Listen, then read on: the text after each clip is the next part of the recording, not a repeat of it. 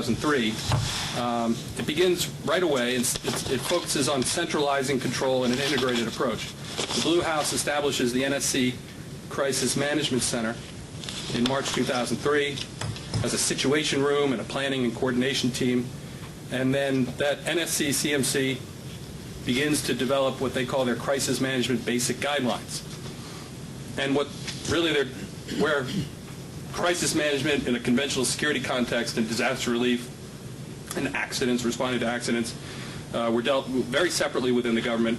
It's becoming more integrated, ultimately with the NSC CMC kind of in the middle, tying them together. Now a national crisis refers to situations that have the potential to undermine national sovereignty and core elements and potential and values in the nation's political, economic, social, and cultural systems. Even though they're pushing integration, you can still see the boxes are still there. They haven't totally integrated it, and this is a problem that still needs to be addressed. We talked about this basic guidelines that they developed. From the basic guidelines, they developed a 30-plus set of manuals that came out in late 2004, which were driving the planning process. And these were all the different kind of major contingencies and ways they were thinking, how they broke down in each of the categories. And these manuals specify the responsibilities and the roles of relevant agencies, step-by-step procedures, primary countermeasures. In the 2004 tsunami crisis, for example, they used the earthquake manual and the protection of overseas Koreans manual. These manuals were then followed up, pushing down the bureaucratic level by 2,800 practical manuals that have been developed since 2005 that specify procedures for related ministries and local governments and try to keep people from stepping on each other's toes. You can still see how it's divided here, and kind of the military NSC control dominates the conventional security arena.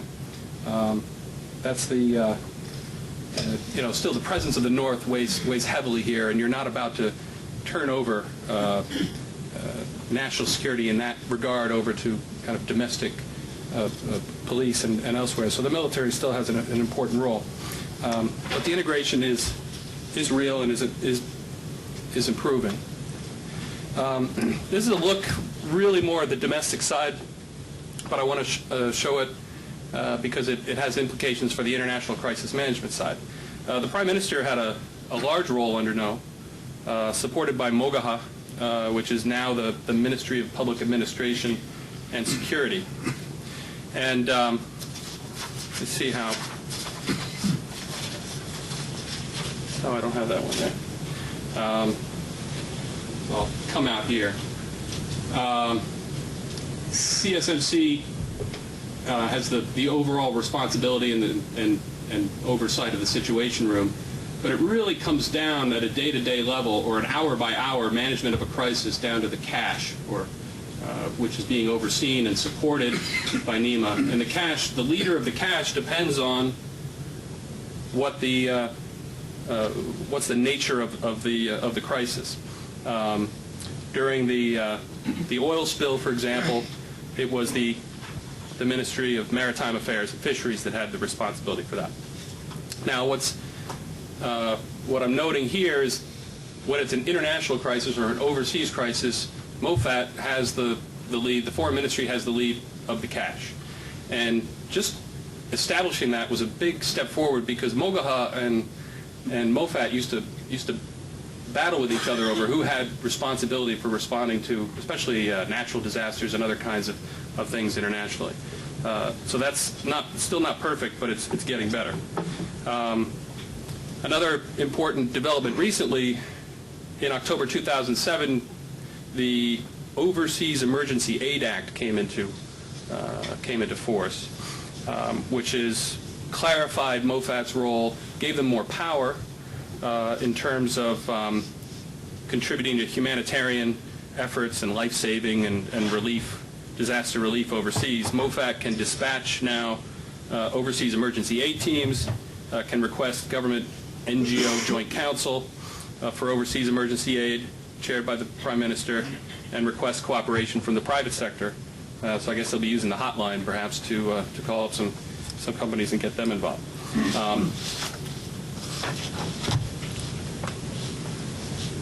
Now, looking at the way kind of security policy and, by extension, crises were managed under No, the NSC Secretariat grew first, with about 4 new offices handling strategy planning, policy coordination, information management, and the CMC, this Management Council.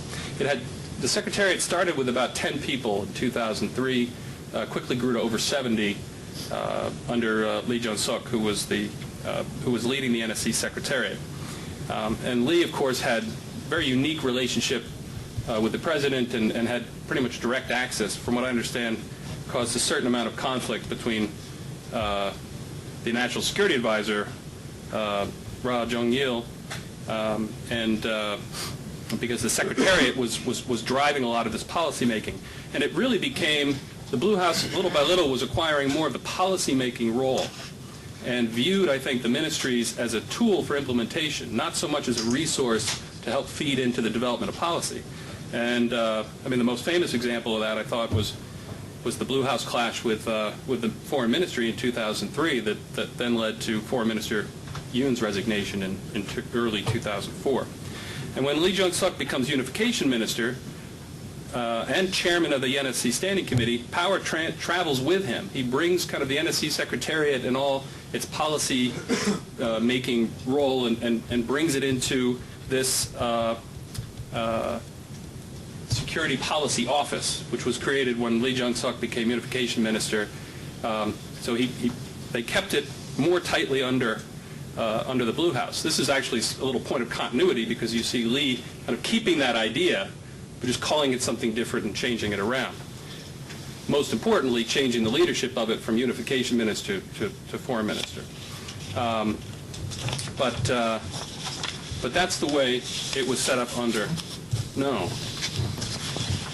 Now we have the NSC Standing Committee has been replaced by the Foreign and Security Policy Coordination Council, chaired by the MOFAT Minister, which also has lead for the six-party talks and for inter-Korean relations. So a consolidation of that responsibility and a globalization of national security concept in a way. The Senior Secretary, Kim Young-kook, chairs Vice Deputy Minister meeting each week. This committee, essentially, this group has replaced now the Security Policy Office and the NSC Secretariat. So the Council has replaced the NSC Standing Committee, and now the work is being done mostly in here. I don't have a feel yet for how many people work here.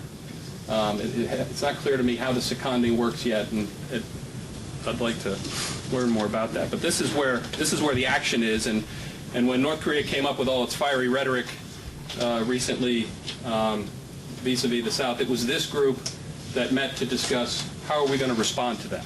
What's our policy going to be?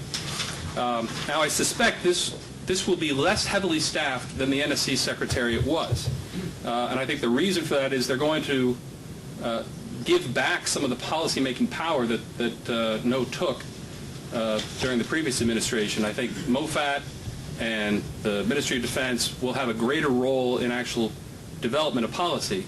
We'll have to see how Lee may be tempted to bring more and more of that under his control, depending on how confident or comfortable he is with it. But I hope to see kind of a more professionalization of policymaking in this process. Now, looking at the role of the military in all this,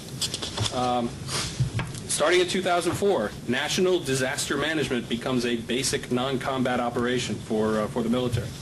They establish a disaster control division to prepare for this role and enhance their cooperation with U.S. Forces Korea on this front. Now, as you know, the Constitution is interpreted as requiring Assembly approval for deployment of any ROK troops abroad.